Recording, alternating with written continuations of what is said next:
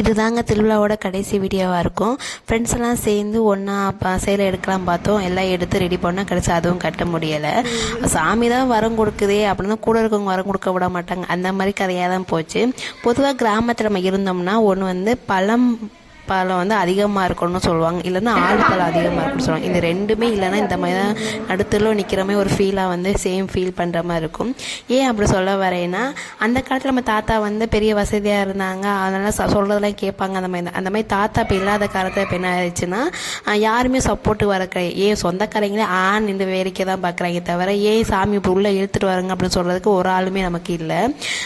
அதாவது வந்து கட்சியிலையோ இல்லை இதில் தான் ஃபேவரஸம் பார்க்குறீங்கன்னா ஊருக்குள்ளேயே இந்த மாதிரி ஃபேவரஸை பார்த்தா எப்படி அதனால சாமி ரொம்ப கோவமாக அந்த அத்தை தான் சமாதானப்படுத்தினாங்க. வீடு மனுஷன் பண்ணுற தவிர சாமி என்ன பண்ணுது அப்படிலாம் கிடையாது. சாமினா தட்டி கேட்கணும், தப்புன்றவே நல்லா இருந்தாலும் கரெக்டாக நியாயமாக